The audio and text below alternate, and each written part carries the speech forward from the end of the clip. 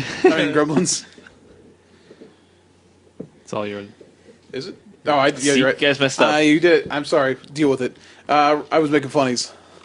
Release the Gremlins is a red XX for a sorcery. Destroy X target artifacts. Create X 2/2 red goblin creature tokens. X. I hear X is going to give it to you. He's gonna take away the artifacts, but he's gonna give you the Gremlins. So X gonna give you gremlins. that sounds like that actually sounds like he has some unfortunate disease that he picked up. Anyways, yeah, Is he just spraying water everywhere? He's like, X gonna give you gremlins. Release the Gremlins. At worst is a Manic Vandals. It means you get a 2/2 to get to destroy an artifact. Which I think in this format, a Manic Vandal is pretty playable. Depending on how much worse it gets, it could be even more playable. But the fact that it scales makes it pretty interesting. In red, I don't know how often you're getting beyond like 2, but like boarding this in and getting like 4 power worth of creatures and getting rid of 2 artifacts, like I don't think you're upset about that. No, I think this is a pretty solid card. Like you said, I mean, you could probably, if you have 5 mana, you can blow up 2 things and you'd get 2 creatures out of it. So, I mean, I think it's pretty good. I will say I was pretty disappointed to not get the shatter that I was hoping for. And the set, the instant speed, cheap artifact kill. But red doesn't get to do anything good. Apparently not. But yeah, I mean, this card is definitely solid. Like you said, Manic Vandal is a fine card. Yeah. And, it even scales up as you get into the late game, so it's a little bit better. Yeah. Whatever. Not impressed. I don't know. All right. It's a thing. I mean, it will see play. Assuming red sees play at all. We're going to just est on that. Yeah. I mean, there's also another 3 CMC sorcery that either destroys an artifact or makes falters non-flyers. So. And I think that card is fine too. Yeah, I think. I mean, we're not opposed to having magmatic chasm in our sideboard. I'm that effect actually, but I don't know. I think the scalability of this and getting creatures out of it is worthwhile. So it's not great. No, it's not great. But it's better than Console Crackdown, in my opinion. Yeah. So. I will agree with that. There you go. We did it. Destroy is much better than temporarily make disappear. Common ground. Like a magician. Yes, wait. Correct. Oh. Magic. Yeah. All right, Dave. I got the next one. I have an S for you. It's Shock. Wow. That was edgy. Yeah. Whoa, coming right into your ear holes. So, costs a single red. I mean, this one's been reprinted a couple times. So, a single red instant, 2 damage to target creature or player. So, yep. Pretty straightforward. Fixed lightning bolt. As it turns out, pretty important at breaking up the Saheeli combo. I guess before people figured out that was a thing, I kind of thought, if you're in the market for killing a small creature, the card that we already have is probably better. Galvanic Bombardment. Galvanic Bombardment. This is also before the ban, so it's like this could never kill a Smokeless Copter on its own. No, it doesn't have to. No, it doesn't have to. So this is another hit on small creature decks, unfortunately, if you're into that. So, but I think Shock's always a solid card, and I don't think we're ever going to get Lightning Bolt again in Standard. So this is probably as good as it's going to get. You shouldn't expect that. Shock's is probably about as premium as we get for 1 mana. Yeah, sure. Like if they put a Lightning Bolt with Improvise in the same time, man, that'd be great. Like Lightning Strike with Improvise? Yeah. Yeah. Do you think it could print like a red? Man. A red? You just got me really excited for a thing I know doesn't exist. Yeah. Not in the format because we can't have nice things as red players. Improvise isn't in red though, right? No, it's not. Yeah, because which actually makes so little sense. My brain hurts. Like, hey, the compulsive color that like Chandra, she can't ever just like. No, but she's not. She can't improvise. No, she can't no good at improvisation. Dear Lord. Don't put her in an improv class. Don't give her a scene from the crowd. She'll freeze up. All right, so you're gonna be a person going to a bank. Fire. Stick them up. It does have improvise. Wait, red does have improvise. Oh, okay. As it turns out. All right, never mind. It just doesn't have any good improvise cards. So. Oh, okay, cool. Thanks, Wizards. Well, that still hurts, but whatever. Yeah, that even hurts worse. Had that X spell, the red X spell had improvise, might have been more intriguing. But I digress. The creativity, a lot of it. Yeah. Yeah, I agree. All right, the last card in red is Wrangle, which has some sweet art. That's awesome. A red and a colorless for a sorcery, a red and a generic for a sorcery. Gain control of target creature with power 4 or less until end of turn. Untap that creature, it gains haste. This is a cool version of the the hijack effect that I really wish the Kirazen would have been. I think this is the first time we've ever had a less than 3 mana threaten. I think. I mean, I can't think of one. Yeah? I have no idea. Yeah, you're not going to be able to steal like an Ulamog, obviously. So that's kind of off the table. But if you make them tiny enough, you will be able to. Yeah, you have to like double grasp. Battle at the bridge, like get them really. Yeah, battle at the bridge them for like 7, and It's then, like then do it. the baby Groot Ulamog. Yeah. All right, and then you do this. If you press this button, you'll devour the plane. So you're what gonna do make you them do? small, then I steal devour them. the plane. So then you steal them, and then you exile their deck. Yeah, there you go. Yeah, perfect. We did it. Yay. It's really, No, I think this is a better option. It's more mana efficient. You're probably going to take the thing you want to take. Not a Gear Hulk. Maybe that's the thing you want to take. But That could be the thing you want to take. it's interesting. I think red got pooped on Yeah, man. Like, again. They still don't know what to do for red. just like, well, they know what they can do for red. They just can't because reasons. I don't know. Yeah, I don't know. It's too good. Like- Like you can't make an aggressive deck. You can't make a super low to the ground aggressive deck be viable, and you can't make burn be viable. So two of the things that red does the best, you can't do. On here, red is also classically the best at getting rid of artifacts. That's their thing. And to you can't do that either. Can't do that efficiently either, and that just doesn't make sense. So red, don't even bother. When Aether Revolt comes out, it's not the color to play. You're just playing a subpar deck. If Well, you're doing no, for new cards, there are still Yeah, good you're red still cards. playing in the red front. so you can cast the Healy and play. Oh no, yeah, okay. So you can play cards that have red in the comparative mana cost. Sure. I mean, Shock is probably the card that's going to see the most play out of Shock, the cards. yeah. All the cards we just talked about, Shock will see the most play, Yeah. and that's sad. Like that should make everybody sad. And maybe we're wrong. Maybe we're not seeing something, and something else breaks out Shock. from red. But only who Shock. knows? Red didn't get very much, so the ways you were playing red will probably still be the same ways you're playing red after Aether Revolt comes out. So, except for black-red aggro, don't play that deck no more. Yeah. All right, let's move into green. Dave, you get to start with Batman, I think. Ooh, Druid Da-da-da-da. Druid of the Cowl. This is like the Shock of mana creatures, but Druid of the Cowl is generic and a green for an elf druid. It's a 1/3 and taps to add a green. I think this is about as good as we're going to get for mana creatures now. So I like that they make blocking bodies on mana creatures because that's what I want to do. But I guess it can't get shocked to death. So Yeah, it doesn't die to shock. Look at that. But yeah, this is actually like a step up from some of the other, like Wirewood Elf or whatever. step up 2. No streets. I know you're right. Yeah. So I mean, Before it was a 1/2. yeah, it was a 1/2. Now it's a 1/3. Woo, power creep. It's real. Power creep. And we already have the guy from Shadows, the green or make a green or black, and then it has Delirium. Death Type Cultivator. We Yeah. have the Werewolf. Yeah, we have the Werewolf, but I think out of those is probably still one of your better options because it does have a big butt. Possibly. I like the Just- Werewolf, but Werewolf dies to shock though, right? it It's does 0/2. die to shock, and that's unfortunate. But getting value out of your mana creatures, especially off the top. I mean, it's not seeing play anyways. It wasn't before, so Yeah. because you have Servant of the Conduit, and at the end of the day, like even if shock is very good in the format, you're probably not replacing Servant of the Conduit because there's so many decks that need that mana, but not to mention need the energy. Yeah. So If you were doubting how good Sylvan Caryatid was, just compare that to this. It's like same mana, but they could add any color and it has hexproof. yeah, it was great. Cool. We miss you.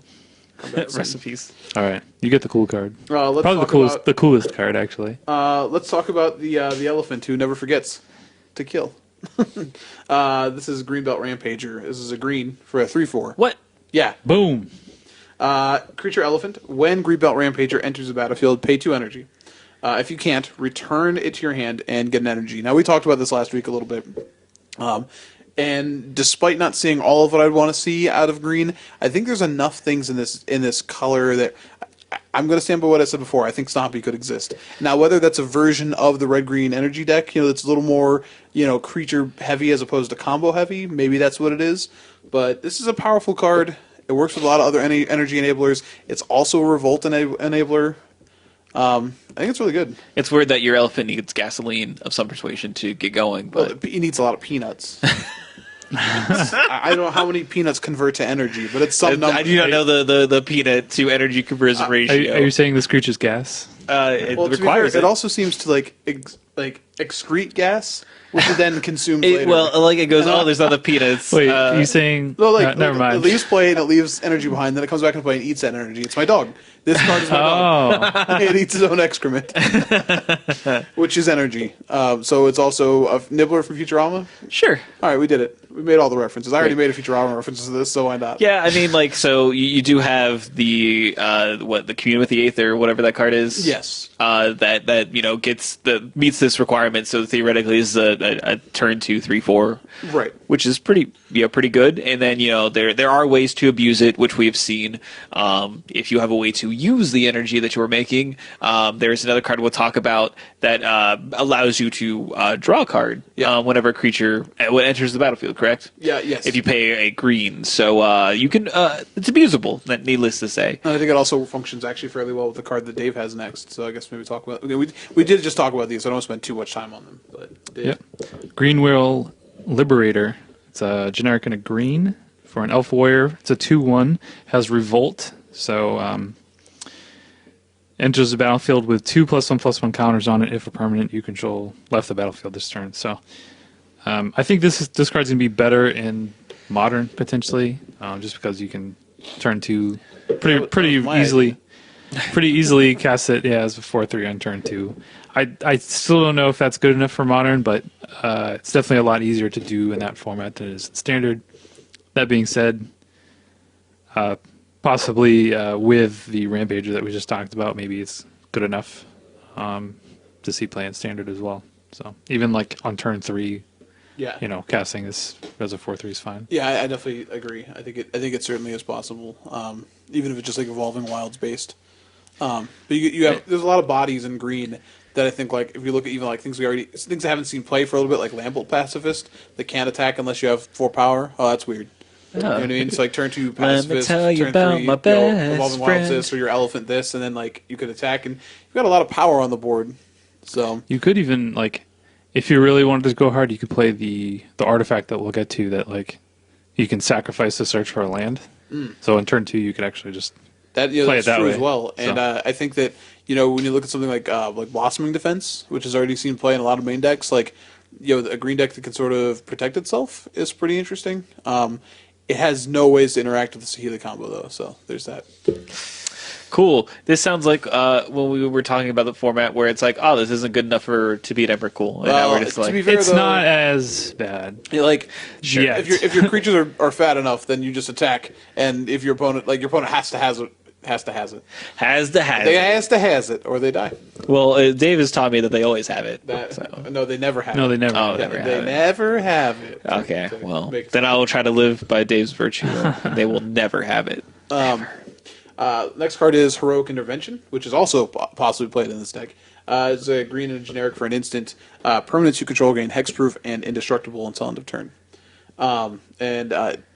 Obviously the plan to capture a Johnny that's going on in the art failed because they didn't use a tiny net. They didn't use a tiny net? A tiny net works because it's a net and it's tiny. Yeah. Yeah, he just sliced that thing right in half. Yeah, because it was too big. If it was tiny, he couldn't have hit it. Yeah, that's a hero's main weakness. If Kung Pao entered the fist has taught me anything. Tiny net is surefire. Correct.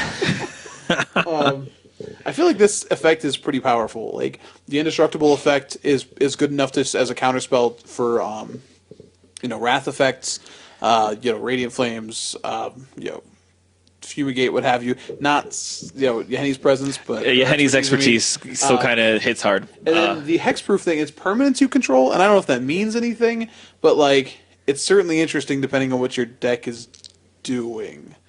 Yeah. So it's a cool catch-all.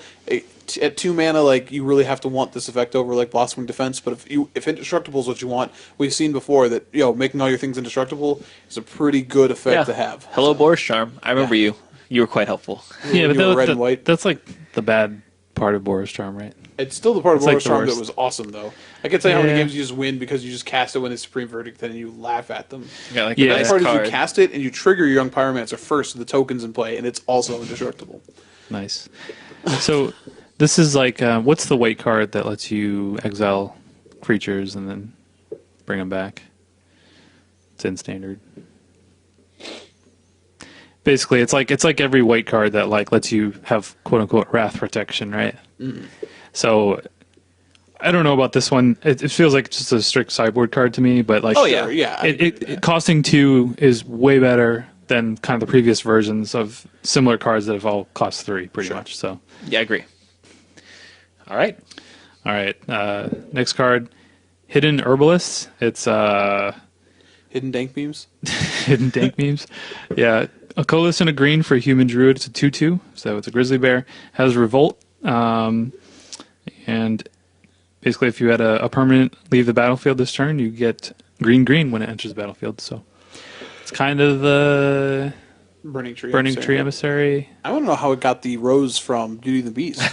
Like they must use like the planar. Well, the planar. planar bridge. board. Well, there is Yeah, a played a bridge. Yeah, there is a new Beauty and the Beast coming out, so maybe it's Yeah. like Is hidden. that literally It's just like hidden Emma- is that marketing. just, like literally Emma Watson. Like this is a human druid, not an elf. Like so, like Next set, we'll have like a creature holding like a Coke can. Like, hey, that is not surprising actually. the official drink of Amonkhet.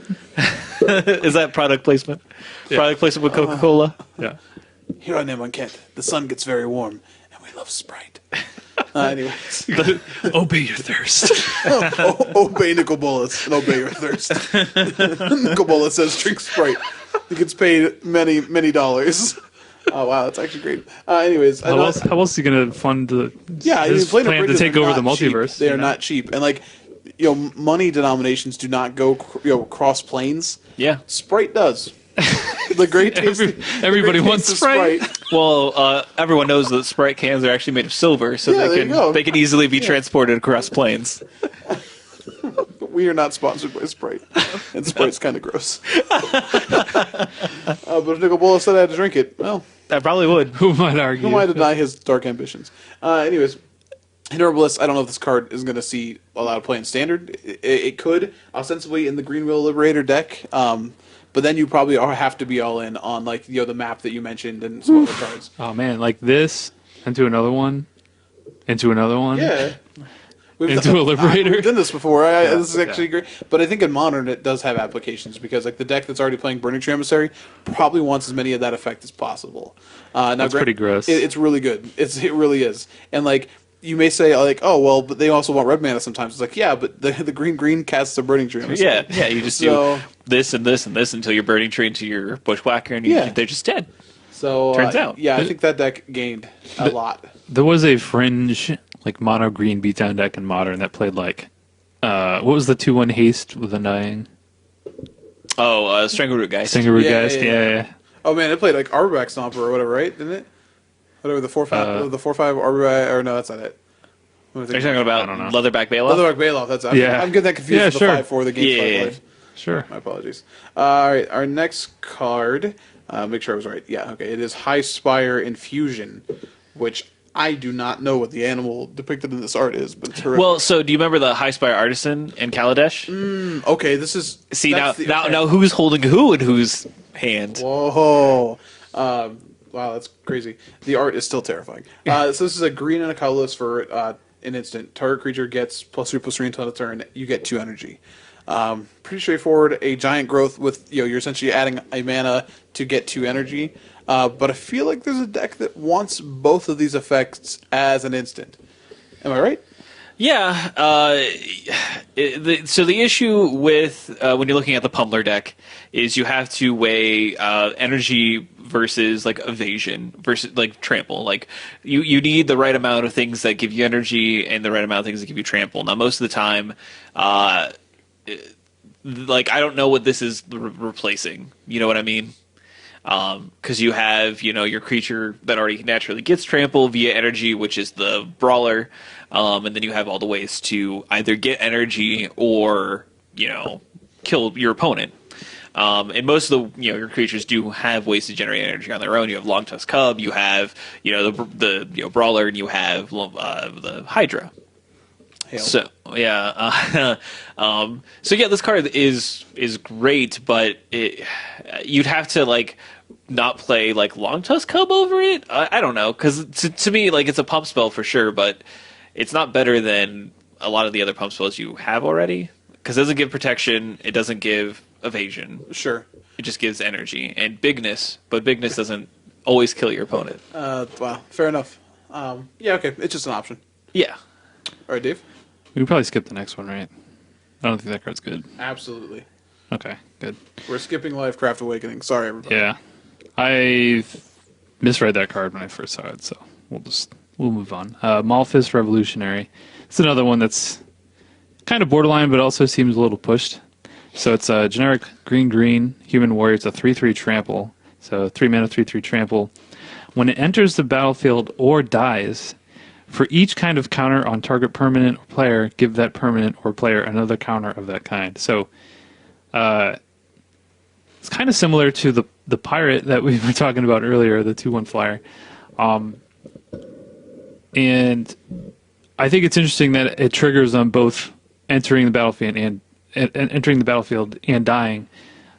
So it can give you energy. It can put more counters on things that have counters on them already. I guess it's a sweet little card. Now, it may not be good enough for constructed, but it feels close. Yeah, I'm not totally sure. Again, another card with the awesome Halo sword on it. She's wielding it. Yeah. I don't think this card is good enough for standard, but I do think it's close. That's the best I can say for it. I zombie deck, yeah. It's 3 mana, 3/3s. Put a counter on your turn 2 4/3. Maybe. I don't know. I think like compared to like Rishkar, this isn't what you want to be doing. That's pretty good. I do have to say that this does have some interesting synergies in like green white tokens, because you do have a lot of +1/+1 counters in that deck. I played like a couple in that deck, and it hits your planeswalkers, which is really nice. I just thought of that. I was like, that's. And you have a lot of planeswalkers, consistently being played in that deck. So that is an upside for it. And the trample ain't no joke. Like, there are a lot of good like green creatures that actually have trample in this set, and this is one of the top tier ones. So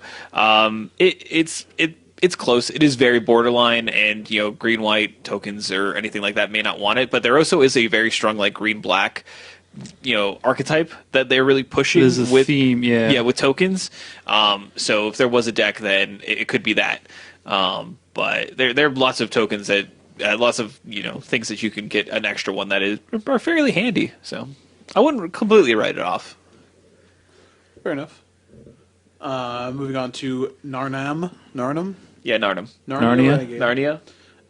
So this one's interesting. This is a 1/2 elf warrior for a green that has Death Touch. It also has a Revolt trigger. It enters the battlefield with a +1/+1 counter on it if a permanent you control left the battlefield this turn. So in standard, it's never going to be a 2/3 on turn 1.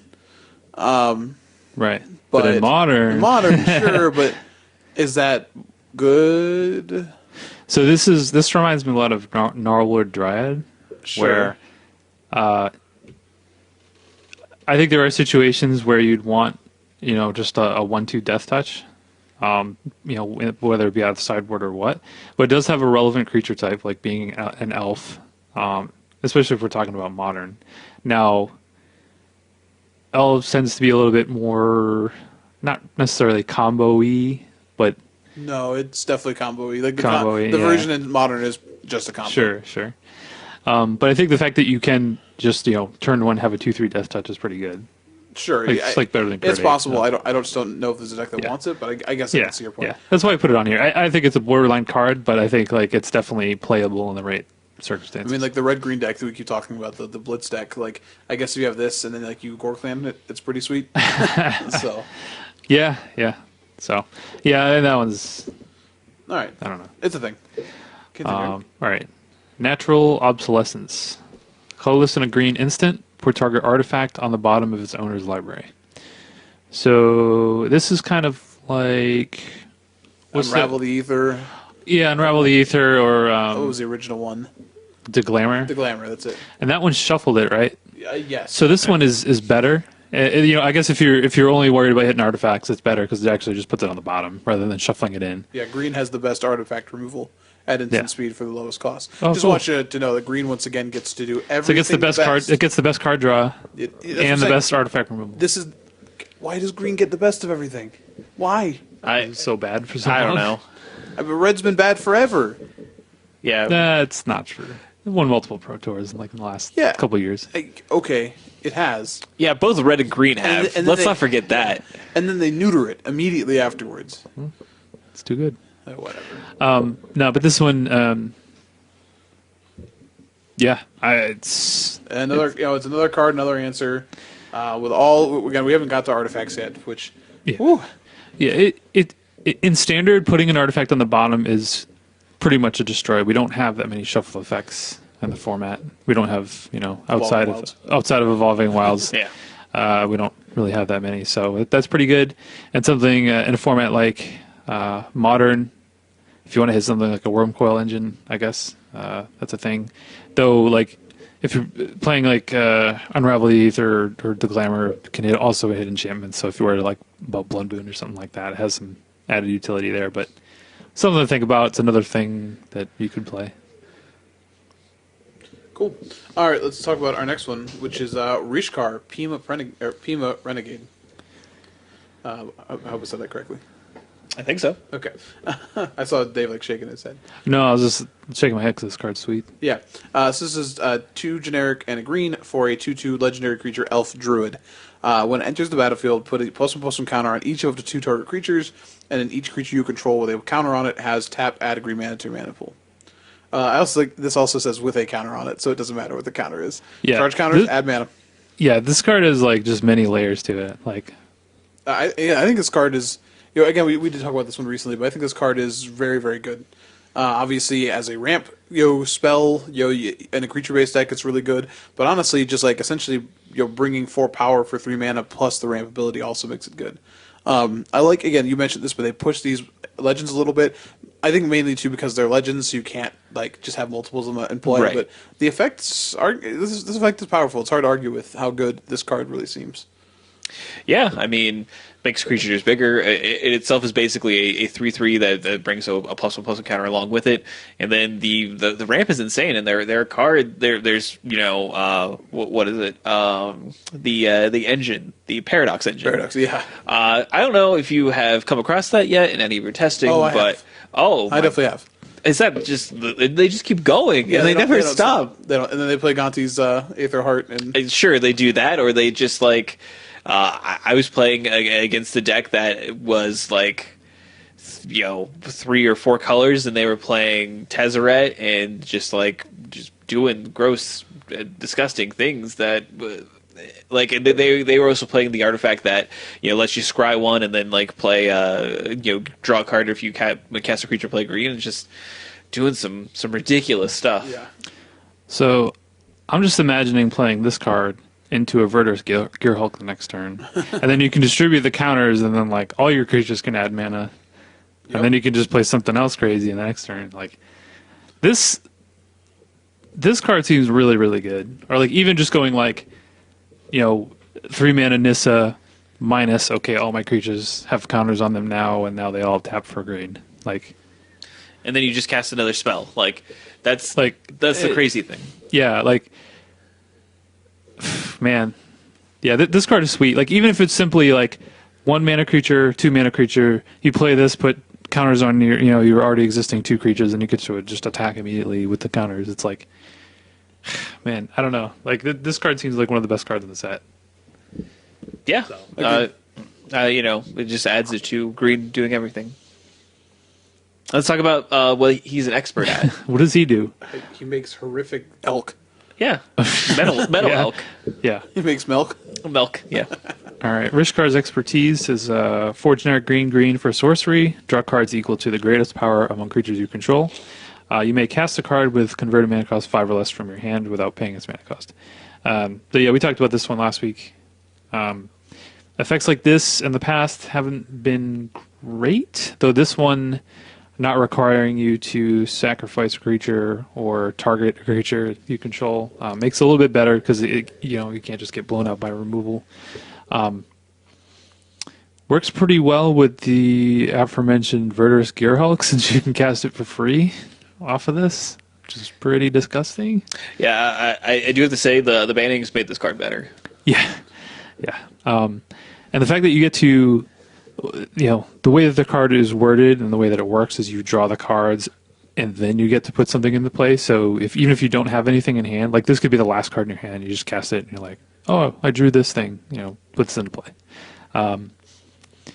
It's pretty gross. I'm still not fully convinced that it's going to be worth it. It is 6 mana, which is a lot, but in combination with Rishkar himself, seems very attainable. So yes. That's kind of the thing, and that's what I've been seeing a lot. Rishkar and his expertise just go hand in hand together, which I think a lot of the expertises are obviously designed to do. But this one plays into kind of what you're doing, having an obscene amount of mana, refilling your hand, and then continuing to deploy threats. And when we had Emrakul in the format to worry about, we always lean back and well, this isn't better than turn 4 Emrakul, but now we don't have to worry about that. Yeah. So now this card becomes real. Playing a bunch of sort of ramps type effects, and then getting refilling your hand after that is real is a thing you can do. So I was pretty medium on this card before, and didn't really think it was going to make an impact, but man, with what I've been seeing being played, this is one of the weirdly most powerful draw spells in the format for green. Because whatever, I guess green was hey, remember Future Sight where we had color shifted cards? Green's just color shifted now. So all the colors. We're gonna see next set Namaket. We're just gonna have green. Everything will be green. One in a green, deal 3 damage. Every other color will be hybrid. Yeah. So. But I like this card more than I used to. Yeah, I think so too. I'm still I wouldn't be shocked to see it not see play, but I mean, it seems like it's just too good. I don't know. This could even just be your top end. So everything else in your deck is 5 or less, so you could just cast anything. When you cast this. I'm pretty medium on this card still. It's still really board dependent. Yeah, it eats a counterspell like no other. So yep, that's very true.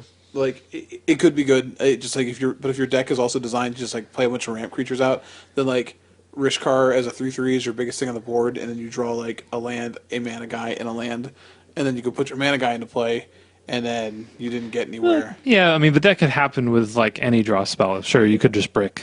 But but in the green deck that's a ramp deck with small creatures, your deck actually has a higher chance of that. I think the card's fine. I said before, you can't ignore 11 power or 11 mana for 6, but I do think that it's a card that you can get blown out on. It's a card that is easy to counter, and it's a card also that you can just whiff on. So, and maybe it's not necessarily a ramp deck you're playing. Maybe it's just a mid-range deck that has that's playing Rishkar that gives you a little bit of a mana boost and Servant. But goes up to playing some of those higher impact 5 mana spells. So maybe we're just not putting it in the right deck, which could definitely be the case. So, but we're on our last card in green. Yeah. What does this one do? It's unbridled growth. It just keeps growing. It's unbridled. It used to be bridled. No, it's not. No. This is no longer a single green enchantment aura enchant land. Enchant land has tap, add 1 mana of any color to mana pool, sacrifice it, draw a card. And I mentioned this one for a couple of reasons. Just because, one, it's actually pretty solid fixing in green. Yeah. It's also the kind of card that cycles for a mana. You just put it on the one you tap for. So this is a 1 green actual cantrip. Because green should also get to do that too. Yeah, I mean this is a worse abundant growth. It is for sure, but it is better in some ways. Oh, Revolt. If you're trying to get Delirium, or Delirium, or Revolt, yeah, that's a super easy way to get an enchantment into your graveyard, yep. And it essentially not even costing you a card. So yeah, so I think it's a card at least worth talking about, especially now that you have again we're talking about a format that the green deck could be sort of aggressive or sort of combo-y. Well, you have ostensibly 8 cantrips in that color now. So yeah, I guess this is another way to get the turn 2 4/3. Yeah, you turn 1, put this on your land. Turn 2, sacrifice, draw a card. All right, put my 4/3 into play. Yep. Or play my herbalist into my 4/3. There you go. I don't know. So it's all kind of there. Getting Yeah, excited about that. It is there. Is it worthwhile? Is the question you have to ask yourself. Take a chance. Yeah, you gotta test it. All right. Take a chance. Sorry, I'm gonna start singing. Man, we're through the main colors. Yeah, and I feel like the artifacts are. Okay, well, let's get through multicolor real quick. A few of these we've already talked about, so this should be fairly easy as far as like what we're actually going to be discussing. So let's go. Start. I want you to know that I kept this tab open with Shot the Monkey, and I'm listening to it as soon as we're done with this cast. Oh, that's fine. So, all right, go ahead, Dave. We already talked about this card too, so it'll go quick. Johnny Unyielding. He can't stop, won't stop. Yeah. Next card. So, 4 generic green, white. It's a Planeswalker Johnny, obviously. It starts with 4 loyalty, and it has the abilities +2, reveal the top 3 cards of your library, put all non-land permanent cards revealed this way into your hand, and the rest on the bottom of your library in any order.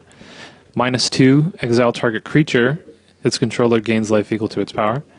And -9, put 5 +1/+1 counters on each creature you control, and 5 loyalty counters on each other Planeswalker you control. I'm still not convinced that this card is great, though it is, I suppose, better now that Emrakul's out of the format, and we don't have things like Copter that are able to attack it effectively. Yeah, I'm still not... I guess, like, you mentioned Sorin got better. I think Sorin is still just better than this, but I could be wrong. So I will say, I think in the right deck, this is a control killer. Like, having played against it a little bit, like, it's infinite loyalty, so unless you have like a Ruinous Path, you're not getting rid of it. Or I guess Anguish I'm making. But beyond that, like, in the right, like, talk about the green-white tokens deck, which is almost all permanents. Like, you're talking about draw, at least 1, but sometimes 3 a turn, or extra a turn. With the ticking up, and like the ultimate does just like if you have any sort of board state, sort of win the game. Yeah, I'm still not super high on it, but I think like when it's good, it's going to be like obnoxiously good. This card seems like an easy way to just instantly die in the new format. Where like if you're playing against a Healy combo, they're like, "Oh, cool, you tapped out on turn 6 for a giant planeswalker. All right, you're dead." Yeah. Or like, now you made it sad.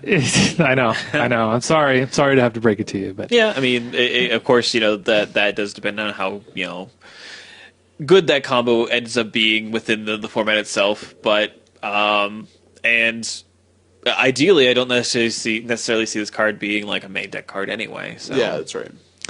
And like even you mentioned like control killer. I mean, we talked about like how good the counter spells are in this set, and like just 6 mana like. Walk into a negate or a disallow or a whatever. Possibly. Like it just depends on how your deck's designed. Like you can certainly walk into the counterspell, but I think the idea whenever you board this kind of card is you pressure the counterspells until you can land your. You're just overloading the counterspell. Yeah, sure. You just play a bunch of threats. The deck's all planeswalkers anyways, so like and any planeswalker that lands against like Jeskai, it's rough.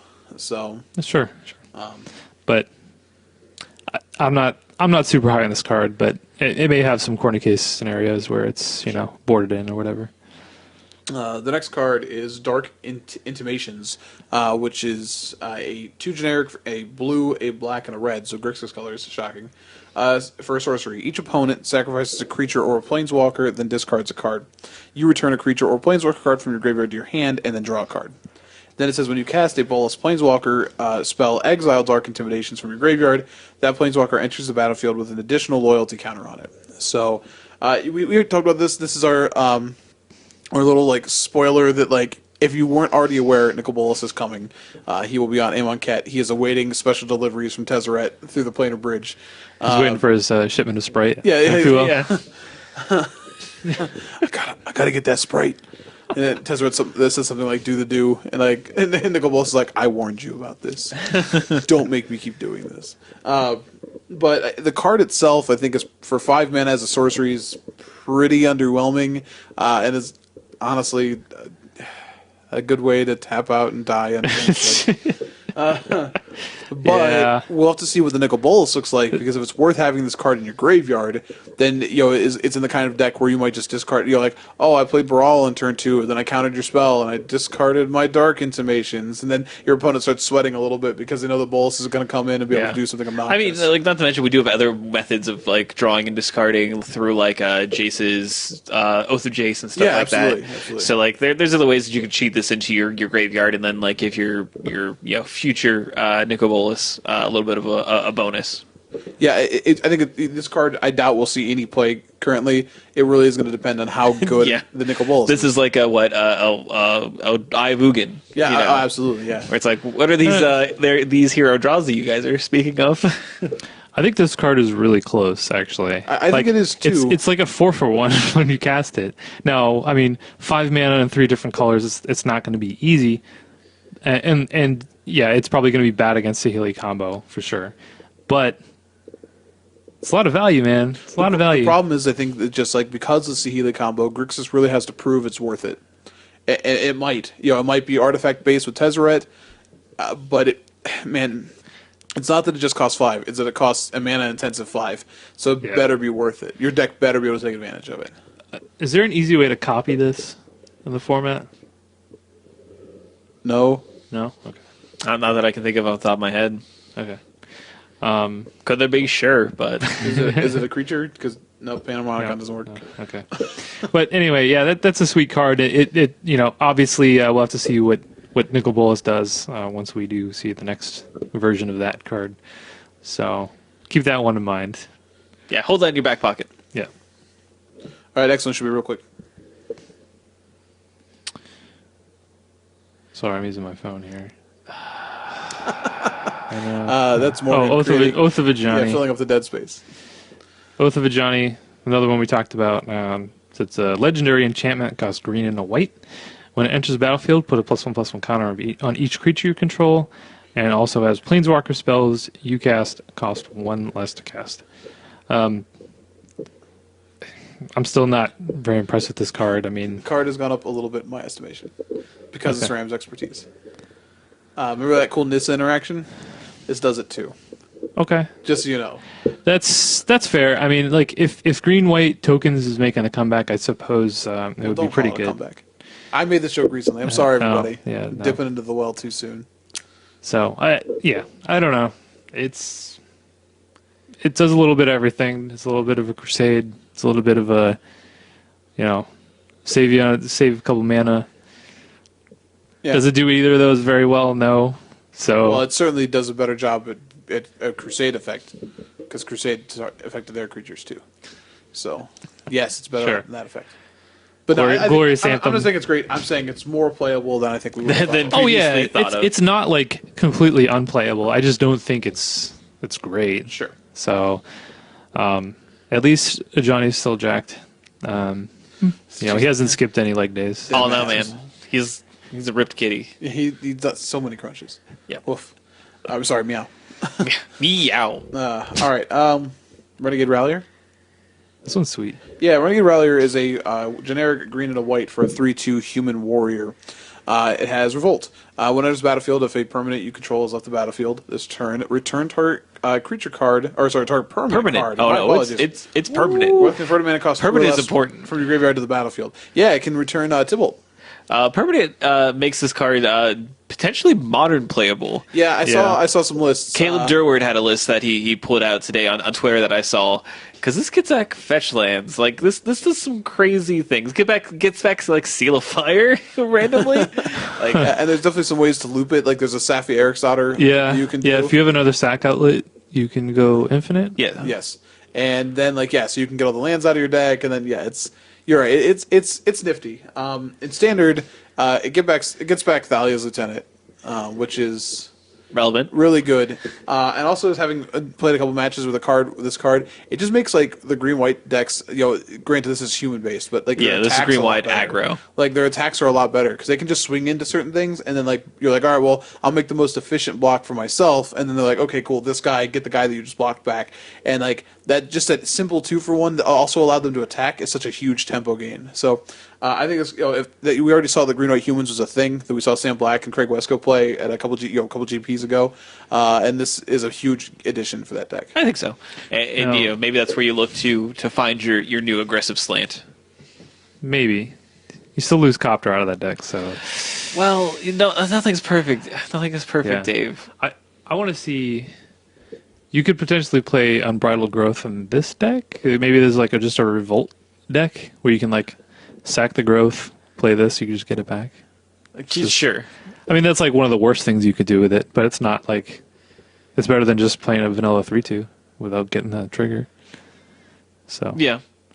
But yeah, I mean, this card has a lot of potential, and like you said, in modern, I mean, any card that like you may see modern play is obviously powerful, because that's a hard format to break into. So anyway, do I have the next one? Yeah. Rouge Refiner or Rogue Refiner. So is this like the new Maybelline Cosmetics crossover? Yeah. See, they're just throwing all kinds of advertisements in the set. So yeah. Rogue Refiner costs a generic green-blue for a human rogue 3/2. By the way, there's a lot of like 3/2s in this set. Yeah, a lot of 3/2s, a lot of 2/3s. A lot of 3/2s, a lot of 2/3. Like the limited format's going to be just really weird because all the creatures are just going to kill each other. Yeah, they're just going to like run into each other. But like, maybe that's the point, so that maybe that's how you get your revolt and everything like that. Yeah, that's very true. Like I'm sure they did take that into account. Like maybe they tweaked some numbers on. Maybe like creatures weren't dying enough, and they're like, oh, we're going to take a toughness off of this. Yeah, and add a power here. Whatever. Yeah. But this also has another ability. It's not just a vanilla 3/2. As when it enters the battlefield, you draw a card and get 2 energy. So this seems like a really good card for something like a Teamer Aetherworks deck, or maybe as like a retooled version of that deck, or just any kind of like Teamer Energy or whatever. This is kind of just what you're in the market for. I mean, it replaces itself. You get energy. You can block. It does things. You can attack planeswalkers. You can. Yeah, this seems like a pretty solid card. Even if you don't have a lot of ways to use the energy, even if it's just like something like, you get a couple more uses out of your Aether Hub, or you get an extra, an extra damage out of your. What am I thinking of? The burn spell. I don't know, man. Are you thinking late. Of Harness Lightning? Harness Lightning, yeah. Yes. So. Yeah, well, I mean, like, we'll have to see if this, like, slots into somewhere to do something, remarkable. But it's a cute little creature. It does some things. I mean, anything that says draw a card is pretty awesome. Is this going Is this going in your cube, or is it just like not love synergy?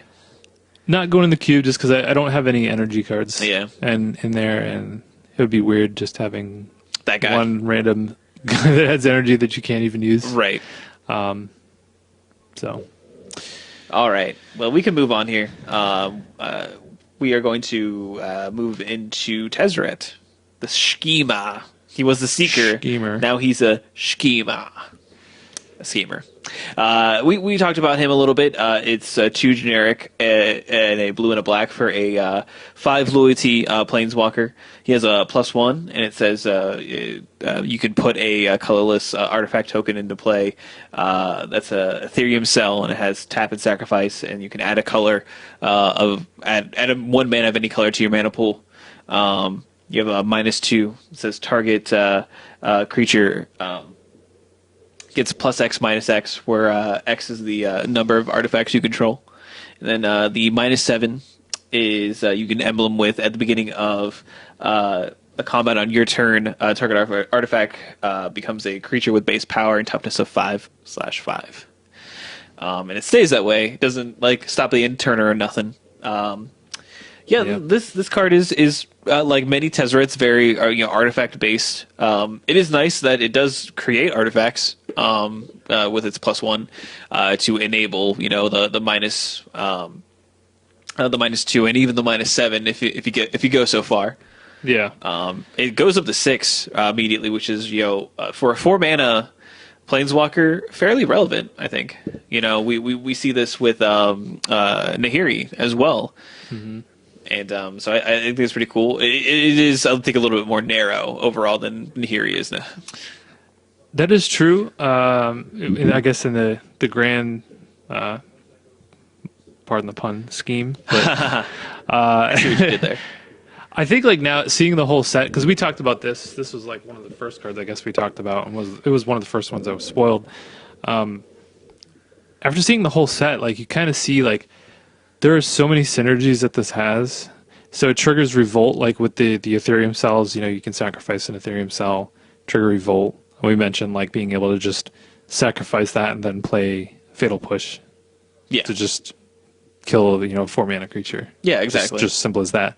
The Ethereum cells are also artifacts you can tap for Improvise, so it works with kind of both of the synergies within blue and black. With both blue and black, but yeah, just in the set in general. I think you're going to have some pretty cool play patterns where you're going to be able to play this and then the next turn be able to like play a Gear Hulk or something like that. Like it ramps you a little bit. Mm-hmm. It lets you splash, if you maybe want to splash a third color into your blue-black deck, you could easily do that with the Ethereum cells. It just does a lot. It does a lot of little things that kind of all add up, I think, to a bigger thing. Like, yeah. So you can't tap Ethereum cells and then also sacrifice them to pay for Improvise, correct? I don't think so. As far as I know, but I don't think you can. Because I think it works like Convoke. Yeah, and I don't think you can that'd like be a little too good, probably. But yeah, exactly. So I mean, some interesting things that I think I've seen. Like the most interesting / hilarious thing that I think I saw ever happen with this already is my opponent was playing a Sultai deck and had Rishkar and this card in it as well, and it had the perpetual Paradox engine. So they got to minus their Tezzeret and make their Rishkar a 5/1, and then play Rishkar's Expertise, so they drew 5 cards. It was funny. It's hilarious. And then they got to continually tap and untap the Rishkar and eventually attack me for 5+ with their other creatures. So hilarious, not very likely, but it is a cute thing potentially you could do with that -2 because it is +X -X. So you never know. Yeah,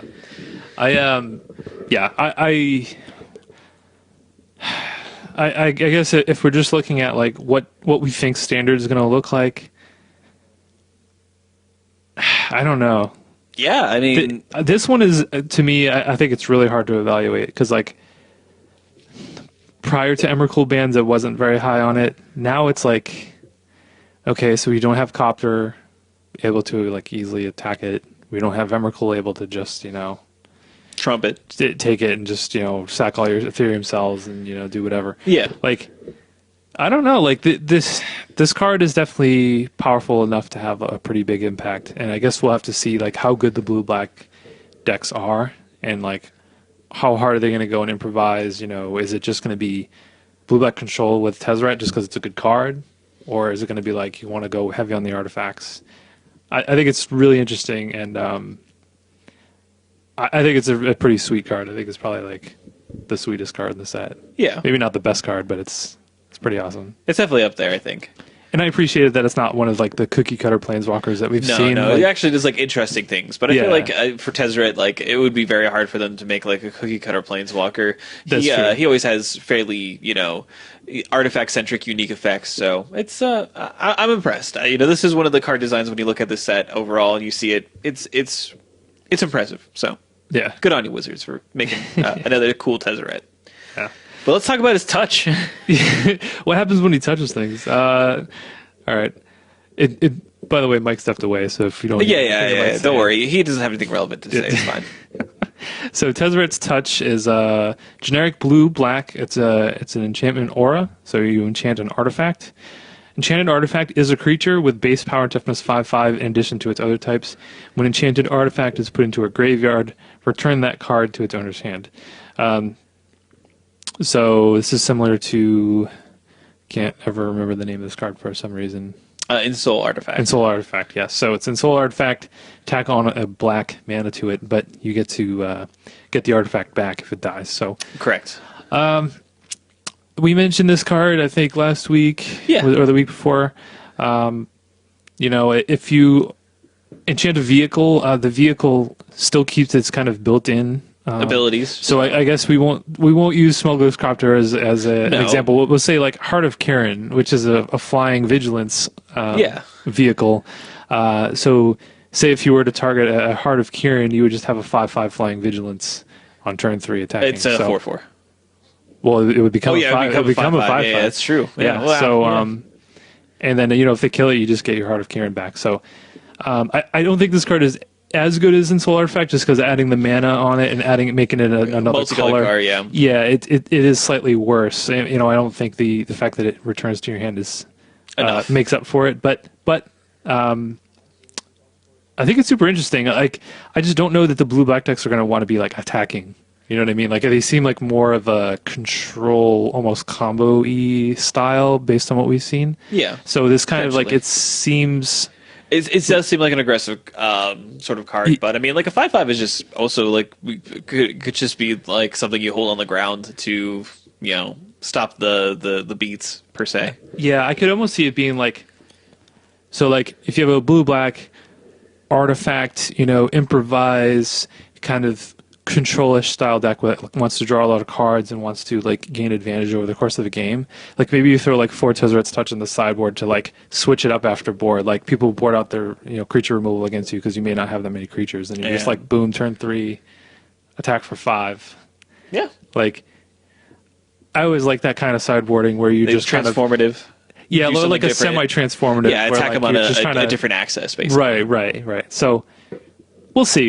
It may not end up being good enough, but I think it's a cool card, and I'm kind of glad that they brought back that effect. I agree. So I agree. We're on our last gold card. This one is Winding Constrictor. It's a black and a green for a 2/3, so kind of a beefy body, but almost par for the course for a lot of like 2-mana creatures we've seen lately. At least a rare, so is a kind of a pushed in common, but it has a big block of text on it. So it says if one or more counters would